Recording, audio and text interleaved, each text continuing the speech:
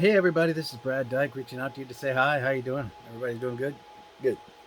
So, today we're talking about the prefix configuration testing after I've done my design implementation on paper and pencil. It's a fairly simple model, and if this hardware works out correctly, it should do what I want. Now, what you need is, which is very important, is you need the ability of being having what's called a native processor state. It can be an ARMS processor, it can be an AMD processor, it can be an Intel processor, and so on. Subclass processors like Celerons, not so much. You want to do units with quads based line like this has got. This is an i5 Quad 8 Hyperthread model.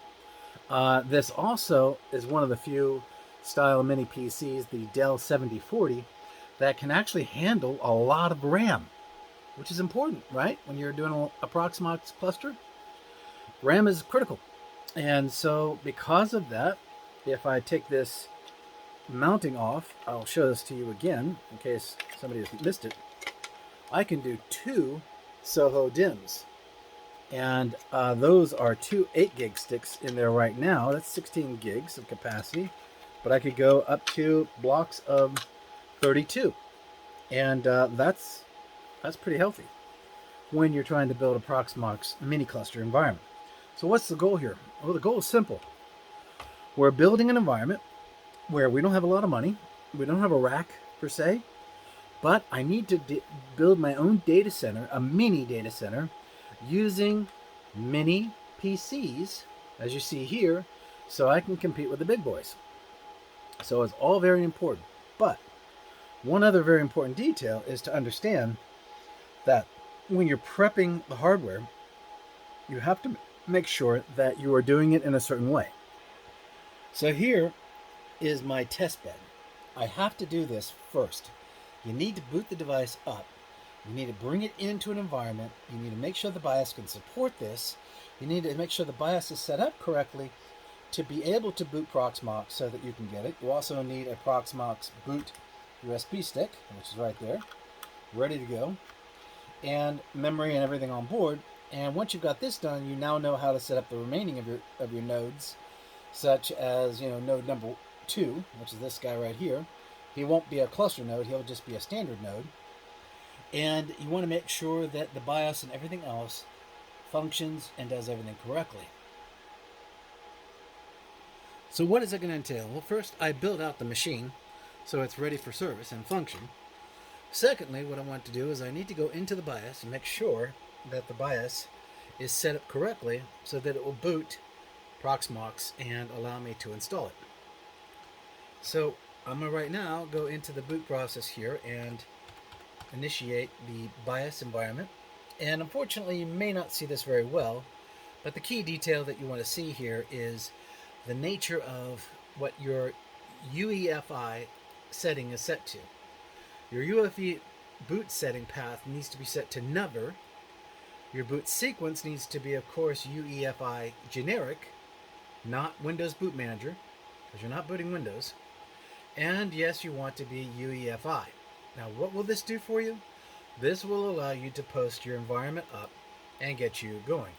A second thing you might want to consider doing too is disabling Bluetooth and your wireless network, because unfortunately that is not something you're going to be using, at least not yet, and it can complicate situations. So each of your nodes need to be built the same way. Boot sequence, UEFI, advanced boot option, you've got your legacy ROMs enabled, your UEFI boot path is set to never, and you're ready. So when I hit exit here, you're going to see that it's going to reboot, and it's going to come up into a boot prompt to say, hey, I'm going to now boot off a USB stick.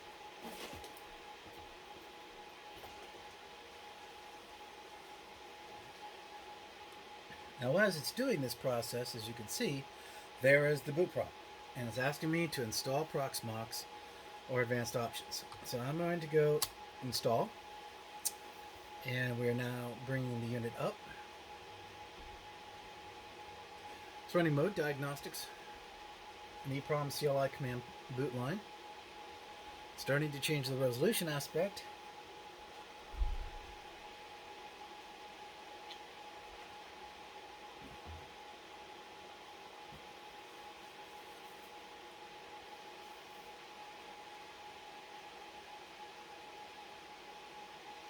Now, as it's coming up, it's going to start the process of prepping the operating environment. And of course, we're doing this for free, and that's cool. Nothing wrong with that. I'm going to agree to the agreement, and I'm going to go in and look at the approximate value and set.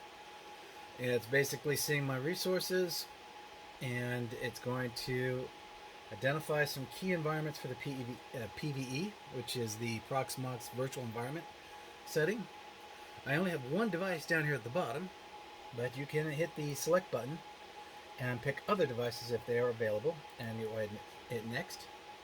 And here I'm going to put in the United States for the location, and I'm going to give myself let's see if we can't find New York here.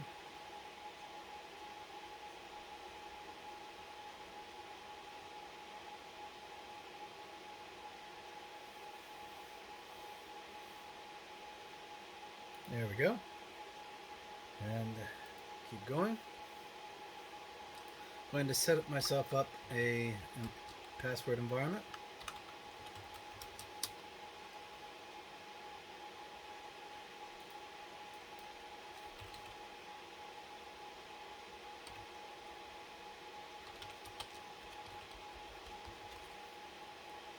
Going to put in a test sample account. And here we're going to ask, hey, what do we want to do? Home test DC .local. So this is basically my ID name.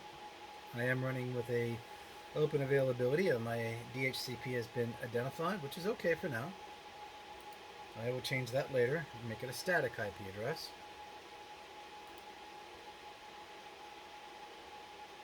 And we begin the process of installing. Now, while this is going on, I'm going to go ahead and pause the video, and I'll bring you back in once it's up to the point where it's running. Okay, so we're getting close to the end of this, and so far I've gotten no notifications of any compatibility issues or anything like this that could cause me a problem, and I'm not seeing much of an increase in the heat levels of the 7040, so that's good too. So that was another test that needed to be done, and I used a specialized device for that. I got it from Harbor Freight. It's not expensive, but basically in a nutshell, it's called a thermal emitter, and if you can look in there, you can see actually a little laser beam, and you hit it, and it tells you how hot things are getting. And right now I'm holding at about 98 degrees in a room that's 66 degrees, which is my outside lab. Now we're in the process of preparing the operating system to be ready to boot, and will eventually ask me to remove the USB stick so it can post to the ProxMox boot drive. We will stand by it for a second and let this go through the rest of its process.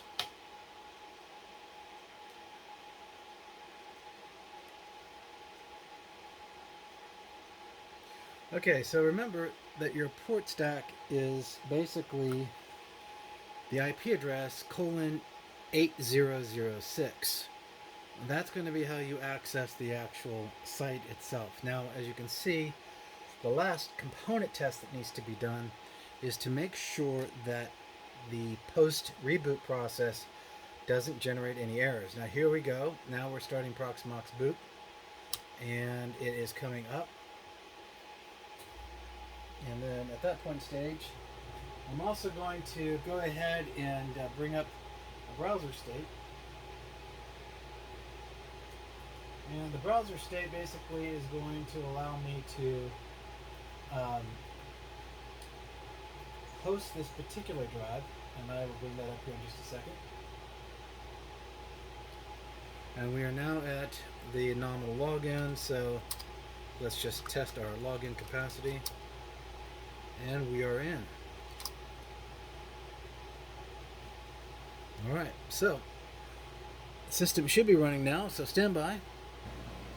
Okay, so now what I'm going to do is I'm going to go ahead and put in the IP address in this secured testbed scope. And here I put in the IP address colon 8006. And it says this is not working, so stand by for a second.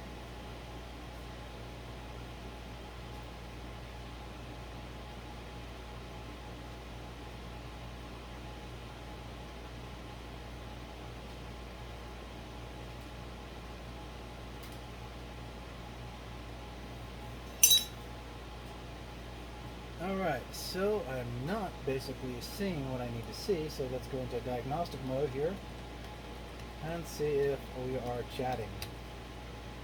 Yes, we are. Okay. So we need to understand why is it not doing what it needs to do.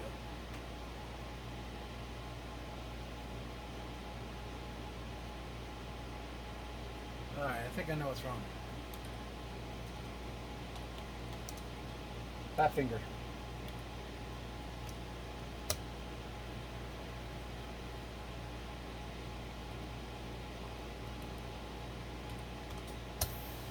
Come on.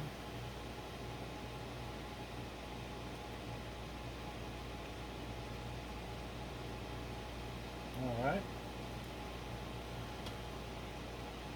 I can ping the device and it's visible in another environment. So let's try this again, but in a clean, non-configured state browser.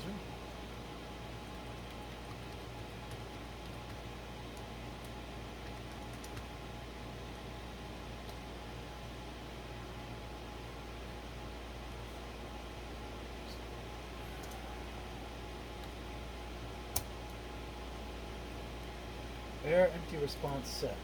Well, the good news is I've got this now talking at a specific level, and I'll have to troubleshoot this part, but this part is something that is actually part of the next phase, and that's actually once I rebuild these units clean again, I'm going to have to make sure the emulation modes are working correctly. Okay, so I figured out what was wrong, so that's not a problem. So what basically happened was there was a typo in what I put in the screen, so fat finger. But anyways, as you can see here, we're at the Chrome level, and it's asking us what we want to do. I said ignore, please go forward, and what should happen now should be the environment, and I'm going to bring it up. And I have my basic, right? And don't worry about the subscription, that's only if you need actual technical support. But here, as you can see, the display module came up. Now this is what you want in your test. Before you ever do any build outs, make sure that you take the time and get to this point with your hardware to make sure it's fully compatible. So that's very important. Now the next thing I'm going to do here is one last detail. Stand by for a second. Okay, so what I've done is I've gone hand mobile now, so sorry for the shakes, but as you can see here, a home test DC, which will be destroyed here very shortly, is basically in existence, it's present, and it's ready to go. But it has no resources. In other words, when you come over here and you look, all it has is a 128 gig M.2 standard stick. And I can eventually add a 1 terabyte drive for like image information and so on for capacitances. But my TrueNAS platform will provide my NFS capacity to support the VMs. And unfortunately, I can't run at 10 gigabit. But what I can do is I can defer workloads over multiple units, as you can see here. So with that being the case, the cluster itself is passing all of my requirements. And this next stage is complete. So with that being the case, I basically have done the 4 critical components. 1, configuration build out. 2, BIOS configuration match and compatibility. 3, boot process and configuration for the clustering services. And 4, the testing of the services themselves. Now I can blow this configuration completely away here in a few minutes, and I can begin the process of tinkering with the other 4 remaining units and begin the process of scaling how I want them to fit into my rack enclosure. Again, remember, these don't have to go into a rack. It's just I have one, so I'm going to. It's a couple extra steps. I'm going to have some fun with that, so I'll show you what I mean by that. So basically what I've got here are what we call L-frame packets here, and these are basically in the shape of an L, as you can see right there. And it can go up to 4 screws and mounting point, but I'm not going to do that. I'm going to use glue, actually, believe it or not, because when these guys are sitting on their sides, like this, I'm kind of liking the shell. I can do something with the shell a little bit more than I thought I could. Now these blowers I'm not so hip on, but that's okay, that's a different story. The overall sense is, with these brackets and my shelving and the format, matter of fact, I was thinking that I might actually frame mount the top covers as part of the rack enclosure, and then these guys, these actual units here, will slide right in, and I can use the slide capacity of these units, these door frames here, which is on the shelf side, while these are independently free floating and they just slide into place and they're good to go. That might do what I want to do. It's something I'm thinking about. But for now, let's just do another check here real quick. Okay, we're at 89, 102, 94, 93. Okay, so the cluster node itself, which is running fine, is doing its thing. I might let it run all night just to do what's called a pass-through test. See if that works, and that will allow us to be able to accomplish another small component of the testing process.